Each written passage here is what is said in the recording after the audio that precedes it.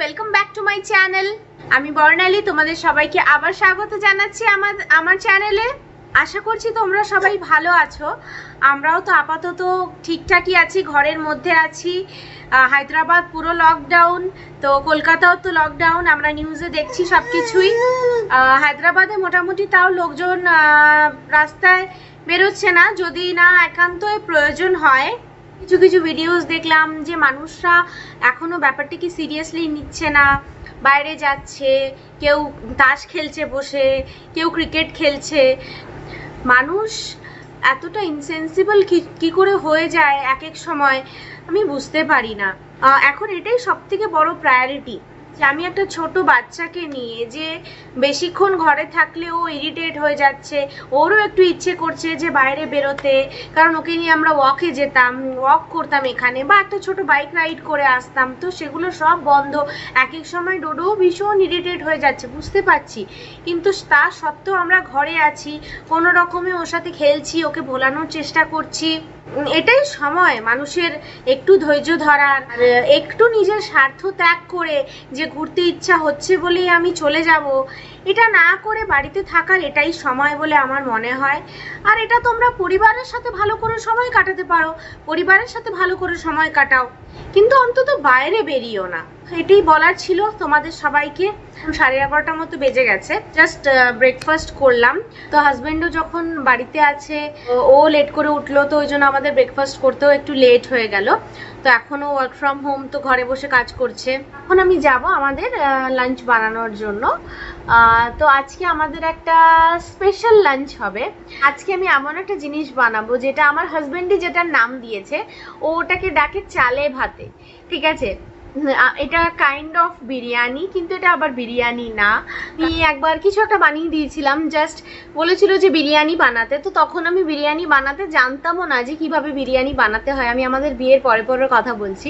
তখন আমি জাস্ট কিছু একটা বানিয়ে দিয়েছি, বানিয়ে ওকে বলছি যে এটাই বিরিয়ানি। ওটা খেয়ে ওর এত ভালো লেগেছিল, তো ওটার নাম দিয়ে দিয়েছে চালে ভাতে। খুব সিম্পল একটা প্রিপারেশন, কিন্তু খুব টেস্টি একটা প্রিপারেশন। তো আজকে আমি তোমাদেরকে দেখাবো সেটা কি করে বানাই। তাহলে বেশি টাইম ওয়েস্ট না করে, অলরেডি অনেক লেট হয়ে গেছে, তাহলে চলো ঝটঝট করে বানিয়ে ফেলি। এসে গেছি রান্নাঘরে লাঞ্চ বানাতে। এখন তো আমাদের বাড়ির অবস্থা হচ্ছে যে ডোডোর বাবা ওয়ার্ক ফ্রম হোম করছে আর ডোডো ওয়ার্ক ফ্রম হোম করছে। মানে মানে সাংঘাতিক অবস্থা হয়ে গেছে এখন আমাদের ঘরের।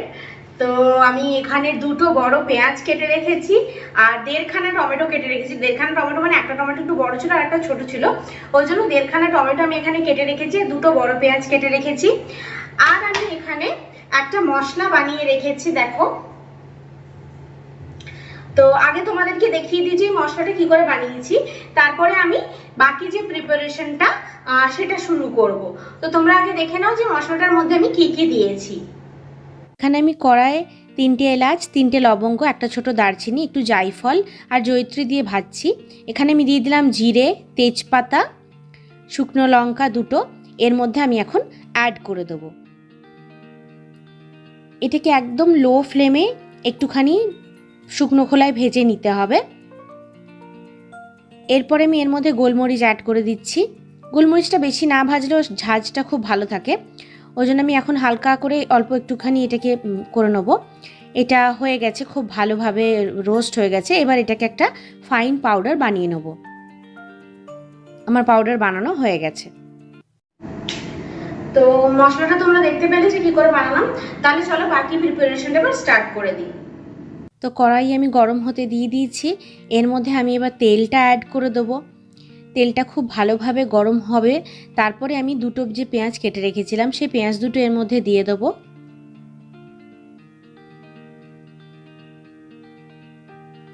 পেঁয়াজটা এখন খুব ভালোভাবে ভেজে নিতে হবে।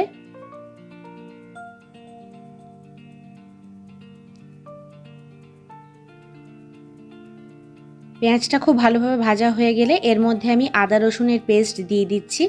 আমি রেডিমেড আদা রসুন এখন ইউজ করছি এর মধ্যে। এটাকেও একটু নাড়াচাড়া করে নিতে হবে, কিন্তু অনেক বেশি ভাজার দরকার নেই। তো এখন আমি এর মধ্যে যে 1.5খানা টমেটো কেটে রেখেছিলাম সেটা দিয়ে দিচ্ছি। এর মধ্যে আমি নুন অ্যাড করে দেবো যাতে টমেটোটা খুব ভালোভাবে গলে যায়।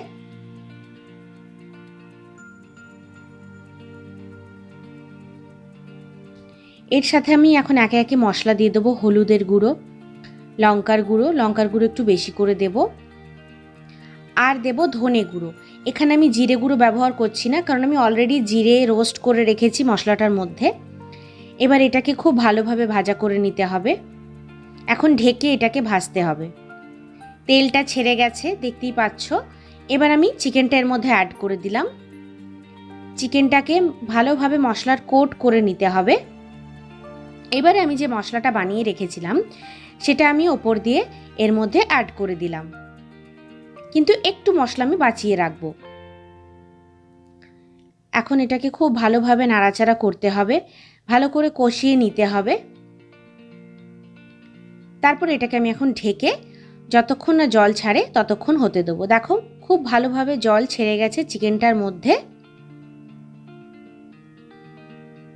এবার আমি এর মধ্যে 1 বাটি জল দিয়ে দেবো। এর মধ্যে একটু বেশি জল এই জন্যই দিতে হবে, কারণ চালটা আমাদের এই চিকেনের ঝোলের মধ্যেই কুক হবে, ওই জন্য একটু বেশি জলের দরকার। এখন আমি প্রয়োজন মতো নুন দিয়ে দেবো, আর চিকেনটা 80% কুক করব। বসিয়ে দিয়েছি, তোমরা দেখতে পেলে। যতক্ষণ আমার চিকেনটা 80% কুক হচ্ছে, আমি চালটাকে ভালো করে ধুয়ে নেবো। এখানে আমি বাসমতি ইউজ করেছি। এটা নর্মাল ঘরের যে চাল আমরা ইউজ করি ওটা দিয়েও করা যায়, আমি অনেক সময় ওটা দিয়েও করি। তো আজকে ভাবলাম বাসমতি যখন আছে, আর এটা আমি অনেকদিন পরে বানাচ্ছি, তাহলে বাসমতি ইউজ করি। তো আমার কাছে এই কাপটা আছে। এই কাপটা আমি 5 কাপ চাল নিয়েছি। দুবেলারে আমি বানিয়ে নিচ্ছি, আবার বিকেলে বানানোর আমি ঝামেলা রাখছি না, তো আমি দুবেলারই বানিয়ে নিচ্ছি। তো চালটাকে এখন আমি ভালো করে ধুয়ে নেবো। এটার জন্য কিন্তু আমি চালটাকে ভিজিয়ে রাখা কোনো কিছুটা ভীষণ সিম্পল ভাবে আমি বানাই, বেশি কমপ্লেক্স করি না যে চালটা ভিজিয়ে রাখতে হবে, কিছু করতে হবে, কিচ্ছু দরকার পড়ে না। এটাকে আমি জাস্ট চালটাকে ভালো করে ধোবো, আর যতক্ষণ আমার চিকেনটা কুক হবে ওই ভেজা চালটা আমি রেখে দেবো, বাস তাহলেই হবে। এই যে চালটা আমার ধোয়া হয়ে গেছে। তো এখন চিকেনটাকে দেখি কিরকম হয়েছে, কুক হয়েছে কিনা। তো তারপরে বাকি প্রসেসটা দেখাচ্ছি তোমাদের। তো এখানে আমি রাইস কুকারের বাটি বসিয়ে দিয়েছি। এর মধ্যে আমি এখন আমার 80% কুক করা চিকেনটা ট্রান্সফার করে দেবো। দেখো ঝোল আমি অনেকটা বেশি রেখেছি। তো এটাকে আমি খুব ভালোভাবে ইভেন করে নিলাম। এবার চালটা আমি এর মধ্যে দিয়ে দিচ্ছি। চালটা খুব ভালোভাবে এর মধ্যে দিতে হবে, আর খুব ভালোভাবে ইভেন করে নিতে হবে, যাতে চালটা এমনি মানে একদম ঝোলের সাথে মিশে যায়। আর তারপরে এর মধ্যে প্রয়োজন মতো জল অ্যাড করতে হবে।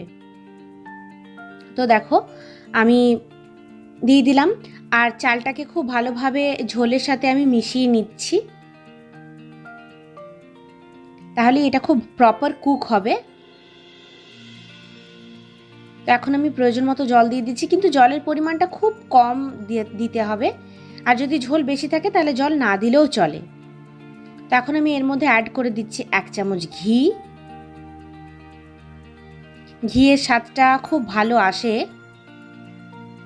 এবার আমি এর মধ্যে যে বাঁচা মশলাটা রেখেছিলাম সেই মশলাটা দিয়ে দিচ্ছি, যেটা আমি ঘরে বানিয়েছি।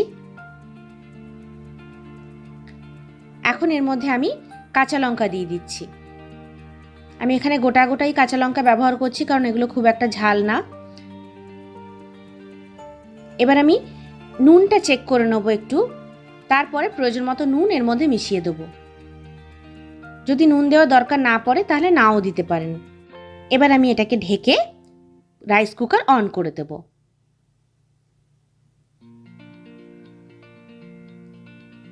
তো আমি এটাকে রাইস কুকারে বসালাম, তোমরা দেখতেই পেলে, তোমাদেরকে পুরো প্রসেসটা দেখিয়ে দিলাম। তো তোমরা চাইলে বড় কড়াইতে যদি করো, চালটা কড়াইয়ের মধ্যে দিয়েও কিন্তু তোমরা ভাতটাকে বানাতে পারো। অ্যাকচুয়ালি মেন যে জিনিসটা সেটা হচ্ছে যে চিকেনের ঝোলের মধ্যেই কিন্তু চালটা প্রিপেয়ার হবে, তো সেটাতেই আসল স্বাদটা আসবে। তো আর তাছাড়া যদি কড়াই ছোট হয় তাহলে তোমরা প্রেসার কুকারের মধ্যে দিয়েও সেম প্রসেসে তোমরা করতে পারো। প্রেসার কুকারে দিলে তোমাদের জলটা দেখে নিতে হবে, এতটার মতো বেশি জল থাকলেই, এতটার মতো বাস 2 কড়ের মতো বেশি জল কুকারে দিয়ে লিডটা বন্ধ করে তোমাদের 1 একটা সিটি ফুল দিয়ে আরেকটা সিটি অর্ধেক হতে হতে বন্ধ করে দিলে, সিটিটা পড়তে না দিলে, তারপরে ওটা প্রেসারটা নিজে থেকে ছাড়া অবধি এটাকে করা যাবে। তখনও ঝরঝরে ভাতটা হবে, কিন্তু খেয়াল রাখতে হবে চালটা আগে থেকে যেন ভিজিয়ে না রাখা হয়, তাহলে কিন্তু খুব বেশি গলে যেতে পারে। তো এখন তো হাজবেন্ডের ওয়ার্ক ফ্রম হোম, তো এখনো ঘরে অনেক কাজ করছে। চলো তোমাদেরকে দেখাই যে কি ওয়ার্ক ফ্রম হোম করছে। এই তো হয়ে গেছে, হয়ে গেছে।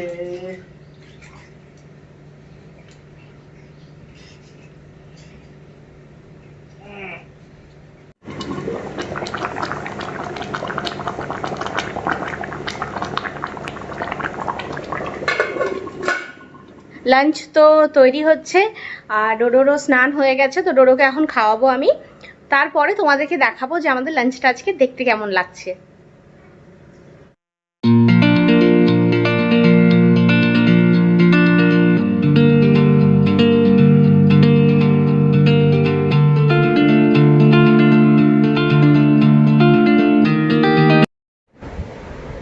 তো স্নান হলো আমার, স্নান করে আস্তে আস্তেই ডোডো উঠে যায়।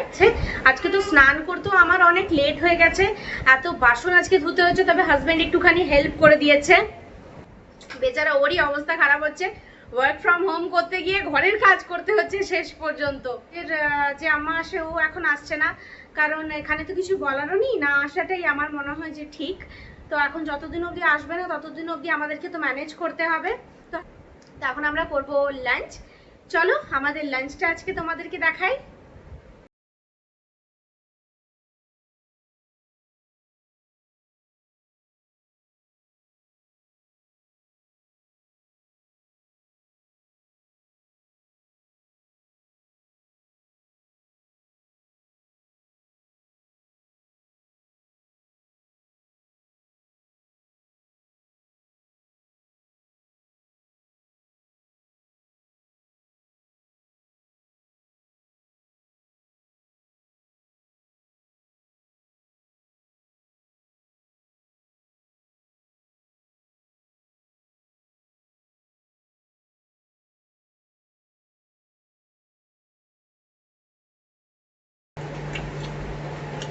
এই খাবারটাকে না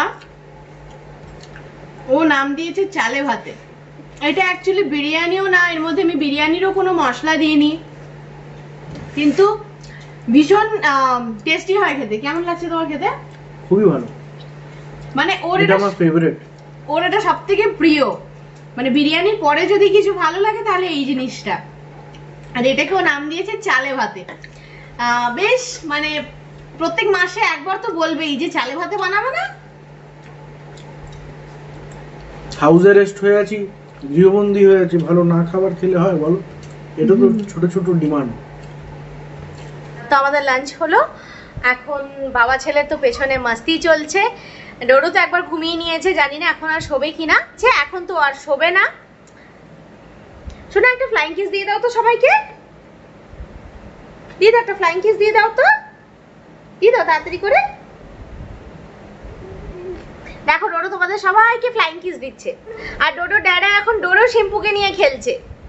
তো এই চলছে আমাদের এখন ঘরের অবস্থা। এটাই টাইম আমার মনে হয়, মানে বাইরে না বেরিয়ে গিয়ে ফ্যামিলির সাথে তোমরা একটা কোয়ালিটি টাইম স্পেন্ড করো। সবার কাছে আমি এটাই রিকোয়েস্ট করব যে বাইরে বেরোনোর কি দরকার, ঘরে তোমরা একটা কোয়ালিটি টাইম স্পেন্ড করতে পারো নিজের ফ্যামিলি মেম্বার্সদের সাথে। আর প্লিজ এই চেনটাকে ব্রেক করার জন্য সরকার যে ইনিশিয়েটিভটা নিয়েছে সেটাতে সরকারকে হেল্প করো, তাতে আমাদের সবারই মঙ্গল, আমাদের এই দেশের মঙ্গল, আমাদের এই নেশনের মঙ্গল। তো এই বলে আজকের ভিডিওটা আমি এখানেই শেষ করছি। আশা করি আজকের ভিডিওটা তোমাদের ভালো লেগেছে, আর আমি তোমাদেরকে বলবো যে এই রেসিপিটা কিন্তু নিশ্চয়ই ট্রাই করে দেখো, এটা কিন্তু তোমাদের খুবই ভালো লাগবে। আর ভীষণ টেস্টি, ইজি হয়ে যায়, দই দেওয়া দরকার নেই। ধনেপাতা আমি এটাতে দিই, কিন্তু ধনেপাতা এখন ঘরে নেই, তো ধনেপাতা আমি এখানে দিলাম না। তো খুব সহজে টেস্টি একটা রান্না তোমরা করতে পারবে, আর তোমাদের হাজবেন্ডকে খুশি করতে পারবে। তো ট্রাই করে দেখো। আর আমার ভিডিওটা যদি ভালো লাগে আমার চ্যানেলটাকে সাবস্ক্রাইব করো, আর ভালো লাগলে একটা লাইক করে দিতে কিন্তু একদম ভুলো না। তো আজকের ভিডিওটা আমি এখানেই শেষ করছি। টাটা, ডোডো বাই করে দাও। বাই করে দাও।